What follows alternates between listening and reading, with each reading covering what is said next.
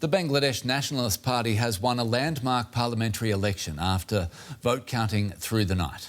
Local media described a landslide win for the party, with leader Tarique Rahman returning from 17 years in exile to lead the campaign. With most parliamentary races now called, the BNP now looks on course to win 2/3 of the seats in Parliament. The referendum on constitutional reforms also appears to have passed by a strong margin. It's Bangladesh's first election since a student-led uprising ousted the former authoritarian leader Sheikh Hasina in 2024. Her party was barred from running. All right, let's turn to DW Special Correspondent Nimisha Jaiswal, who is in Dhaka. It appears to be a comprehensive victory for the BNP. How much of a surprise is this result, Nimisha? Well, Anthony, in some ways it's not, because it was widely expected that Tarique Rahman will go on to be Bangladesh's next Prime Minister. In others, the landslide, if it really is confirmed soon enough, does seem to be a bit of a surprise, because polls leading up to the elections seem to show that the Jamaat-e-Islami-led 11-party alliance and the BNP were seemingly neck and neck. So it was not projected as being such a landslide. But all of that being said, it looks like Tarique Rahman is set to be the next Prime Minister of Bangladesh. In terms of the promises that BNP has been putting out, they said that they will focus on infrastructure development, education reforms, that they want to fund low-income families, and also crack down on corruption, which is also interesting given that their former governments that they have held in the past there were widespread allegations of corruption when they were in power last.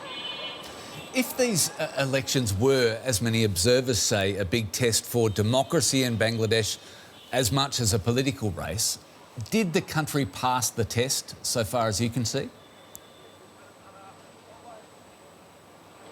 So far, it does seem to be that these elections went off smoothly. It is worth reminding everybody, though, Anthony, that the bar is pretty low here, given that the last 3 elections were seen as completely rigged. One of the interesting information points is the turnout. Interestingly, the Election Commission has still not officially released the turnout, even though in the past it was announced 2 hours after the close of polls. But estimates are that it stands at about 60%. There is a sense that former Awami League supporters, people who supported Sheikh Hasina, may not have turned out in as much strength, but 60% is also not seen as really low for Bangladesh. There were also reports of instances of clashes, some violence, some people reportedly died as well. But once again, by Bangladeshi standards, this is not seen as too off. The Jamaat-e-Islami said that they saw widespread irregularities, but they also seem to have put out statements that they plan to form a strong opposition. Also interesting that in the past, the Jamaat-e-Islami has held a highest of about 3 seats. So anything they get right now, projected to be around 60 or 70, is a massive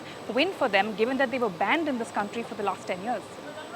You've been talking to people, young people in Dhaka. How will this result sit with them, do you think?